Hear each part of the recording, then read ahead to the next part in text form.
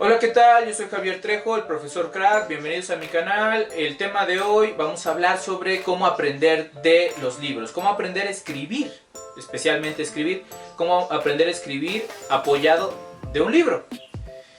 Pero antes, no olviden suscribirse, activar la campanita de notificaciones, seguirme en todas mis redes sociales, comentar, compartir, dar likes y pues todo lo necesario. Bueno, vamos a comenzar. He notado que han estado viendo mucho mis videos que tratan sobre cómo aprender a escribir y supongo que les interesa mucho cómo hacerlo. Aprender a escribir es algo que en realidad tiene mucho que ver con leer, o sea, casi todo es leer, pero no es leer solo así. La mirada de un escritor a la hora de leer es bastante distinta a la mirada de cualquier persona a la hora de leer. Porque el escritor no solo ve la lectura, sino que también ve la técnica dentro de la lectura. No solo es la experiencia. En cierto sentido, perdemos la parte mágica de la lectura porque nosotros la vemos desde la técnica o desde el oficio de escribir. Así que de eso trata este video. Cómo nosotros podemos aprender a partir de un libro a robar recursos, por decirlo así. En realidad me parece que Shakespeare era el que decía que pues uno tiene que aprender a robar. De hecho, él mismo trata muchas historias que fueron escritas por otras personas o que eran parte de la tradición, como Romeo y Julieta. Bueno, por ejemplo, Romeo y Julieta es el mito de Píramo y Tisbe. Entonces, ¿qué hacen? El mito de Píramo y Tisbe se vuelve parte de la cultura popular. Ocurren un par de historias en la realidad que se convierten en algo parecido al mito de Píramo y Tisbe, y después se hace la novela, la obra de teatro acerca de Romeo y Julieta, y hoy día forma parte de nuestra cultura popular. Antes era mucho más sencillo este tema de tomar referencias de otros lados. Por ejemplo, nuestro buen Cyrano de Bergerac se supone que fue un personaje histórico y posteriormente hicieron la obra de teatro y también otros textos basados en Cyrano de Bergerac. No solo él, sino también Fausto. El doctor Fausto también fue un personaje histórico y después hicieron otros textos basados en Fausto, el personaje histórico, y se convirtió también en literatura.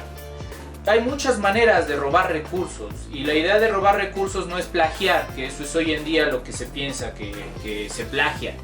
No, la idea es apropiarte de recursos, porque los recursos literarios, la cultura en general, la filosofía, la literatura, son parte de nosotros, son parte de todos, nos pertenecen a todos. Y no importa su nacionalidad, no importa ninguna de estas cosas, si tú logras aprender a partir de lo que otros ya han generado, puedes ponerle tu toque particular y volverlo una variación. Y para poder hacer este ejercicio hoy, pues tengo Cuentos Macabros de Edgar Allan Poe, que justamente él explica en el libro de Filosofía de la Composición cómo la verdadera originalidad de la literatura no está en inventar recursos nuevos, sino en variar los recursos que ya se conocen, es decir, en estructurar variaciones, en proponer formas diferentes y variaciones diferentes.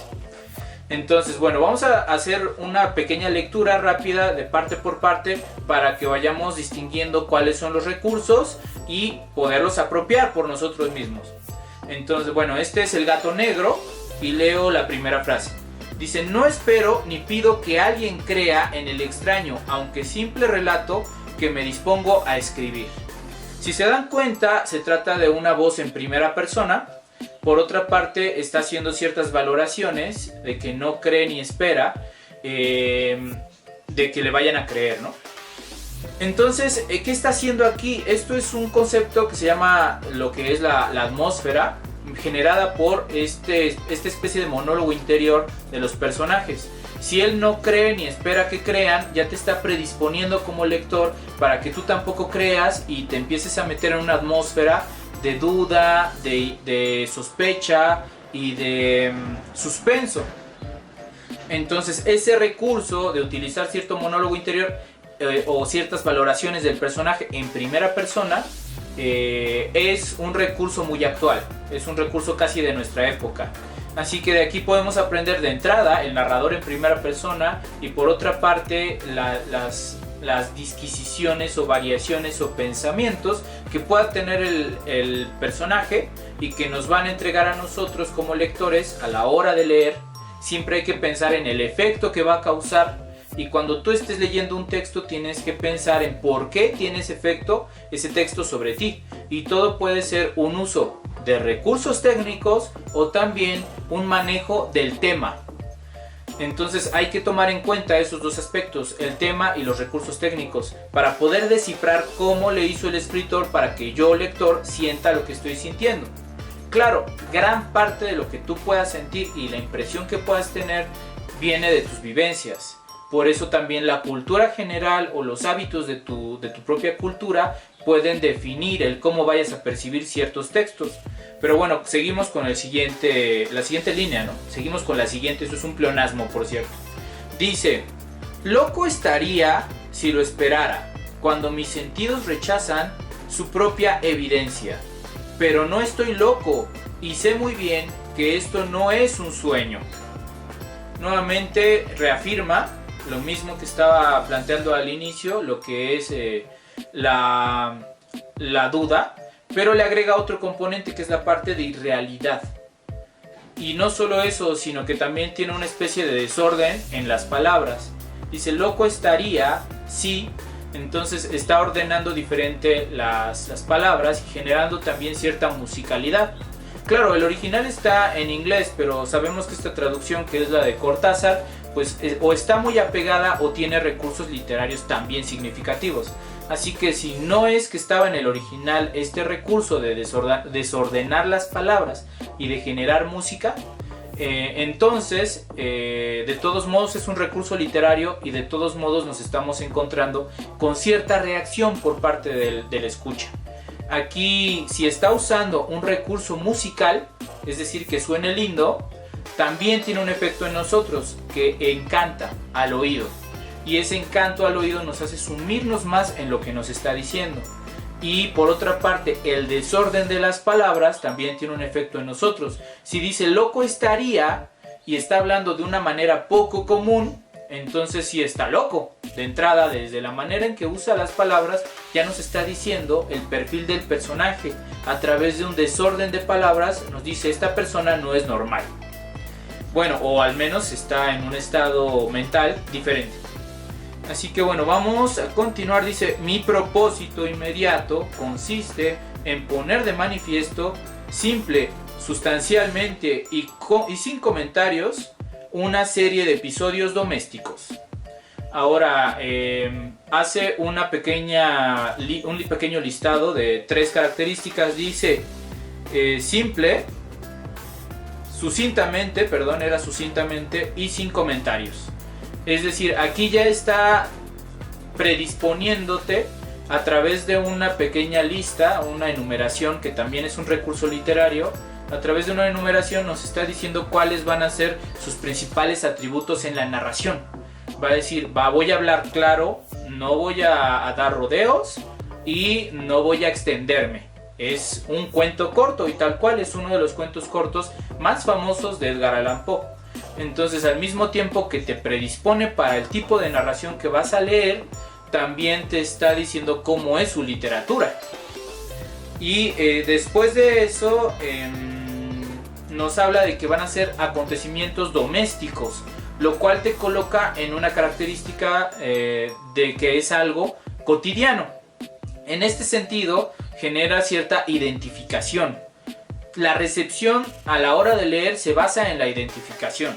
Si el lector se puede identificar con lo que está leyendo, entonces va a tener cierta experiencia estética, y por eso cuando leemos nosotros empatizamos con los protagonistas. Entonces, al situar la historia en algo posible dentro de lo que es el orden de tus días, el orden de tu cotidianidad, el autor lo que está haciendo es plantearte una cercanía entre el protagonista y tú. La experiencia estética, como dije, se basa en esto. Toda la experiencia es identificación. Por eso hay que tomar muy en cuenta que los principales personajes con los que empatizas son los personajes que para ti tienen relación. O sea, tienen relación con tu persona, tienen relación con tu perfil. Entonces, ciertos personajes, si te gusta una historia que trata sobre la soledad, pues es porque tú te sientes solo. Si te gusta una historia que trata sobre la locura, es porque tú piensas que hay algo de locura en tu vida o en tu persona. Nada de esto nos tiene que alarmar, porque el hilo del pensamiento puede ser espontáneo, puede ser como puede viajar a cualquier parte, y eso no tiene por qué espantarte. Conocerte a ti mismo en las partes claras y en las partes oscuras es parte de la literatura y es parte de la vida. Bueno, continuamos con 2 líneas más y hacemos el comentario y vamos cerrando.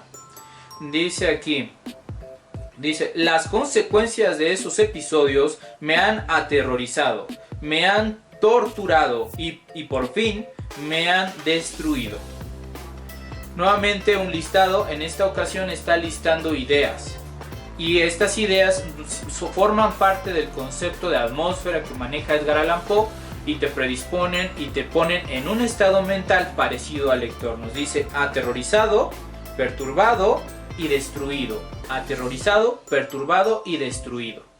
También nos está anticipando cuál va a ser el final. Nos está diciendo en cierta manera, sin decirlo, que algo va a salir mal.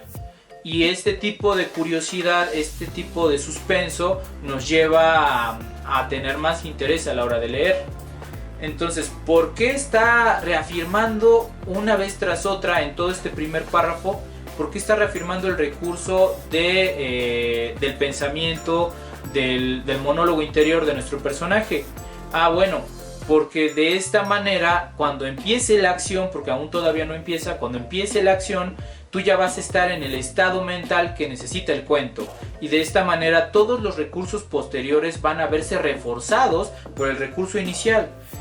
Continuamos. Bueno, esa fue, como les dije, una figura de listado, de enumeración, pero en esta ocasión es una enumeración de oraciones en lugar de ser una enumeración de elementos pequeños o palabras. Luego dice, pero no intentaré explicarlos. Si para mí han sido horribles, para otros resultarán menos espantosos. Más adelante, tal vez, aparecerá alguien cuya inteligencia reduzca mis fantasmas a más lugares comunes. Una inteligencia más serena, más lógica y mucho menos excitable que la mía, capaz de ver en las circunstancias que temerosamente describiré una vulgar sucesión de causas y efectos naturales. Entonces aquí dice, para esto que está haciendo al final, pues termina de cerrar su idea de que está él hablando de algo imposible. ¿Qué quiere decir? Primero, cuando Edgar Allan Poe está teorizando, está preparando sus textos, él siempre busca que haya una posibilidad de que las cosas que está narrando ocurran. Esto lo podemos ver igual en el texto de Filosofía de la Composición, donde él habla sobre el cuervo y nos dice que sí es posible que un cuervo hable, que hay muchos cuervos que han sido entrenados para decir al menos una palabra. Entonces el cuervo dice una palabra, nunca más. Así que es posible. En este caso, todo lo que vamos a leer es posible en cuanto a acciones que ocurra. Y él mismo está tratando de darte esa idea de que tú podrías pensar o estar en el borde entre que es imposible o que no lo es. Por el momento solo hemos visto esta parte inicial de El gato negro de Edgar Allan Poe, y lo que he querido es revisar los recursos directamente para que ustedes vean cómo se hace. Ya sea una obra de teatro, ya sea un poema, ya sea una novela, cada vez que tú lees lo que tienes que encontrar es de qué lugar a qué lugar, qué dimensión está usado el recurso, cuáles son los recursos utilizados y por qué generan el impacto que están generando. Entonces, en este caso, el recurso es totalmente un recurso que estuvo él mismo desarrollando y llevando al extremo. El monólogo interior, las valoraciones y el narrador en primera persona ya existía. Existía desde el tiempo de los egipcios, cuando se escribieron las primeras cartas de viaje de algún egipcio que estuvo por ahí por muchos lugares. Él ya estaba escribiendo en primera persona. Y en el caso de la narrativa en primera persona, pues como dije, ya existía. El hacer valoraciones ya existía. ¿Cuál es el punto de Edgar Allan Poe? Que él lo enfatiza, y en este caso suma una tras otra, al menos en la primera parte del texto, para que tú mismo vayas entrando en un estado mental de apropiado para poder seguir su historia, que es en cierto grado inverosímil y en cierto otro ordinaria. Como la historia es posible, es ordinaria, pero como pasan cosas que son demasiado como violentas o extrañas, entonces él quiere que tú estés, a pesar de que es posible la historia, que tú estés entre lo inverosímil y lo verosímil, que tú estés en el suspenso, y para eso utiliza estos recursos iniciales.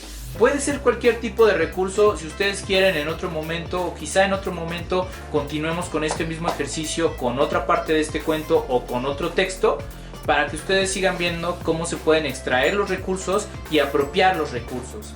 Cada vez que tú extraigas los recursos, en cierto sentido, como dije, los robas, los vuelves parte de tu repertorio de recursos y les das tu toque particular. A mí en particular no me gustan tanto las valoraciones, no me gustan tanto los monólogos interiores. La verdad pienso que nuestra generación ha hecho una atrocidad con ellos. Pero Edgar Allan Poe sabía que tenían que durar cierta cantidad de páginas, o cierta cantidad de párrafos, o cierta cantidad de palabras, y no abusaba de eso. En cambio, hoy día hay libros completos que son monólogos interiores que no tienen ninguna acción que respalde el monólogo. Entonces hay que tomar en cuenta eso, que no excedas el recurso, que no lo lleves al cliché. Y bueno, por hoy será todo. Muchísimas gracias. Recuerden seguir el canal, recuerden suscribirse, recuerden comentar, recuerden seguirme en todas las redes sociales y espero sus comentarios. Disculpen que he estado muy ausente. Chao, chao.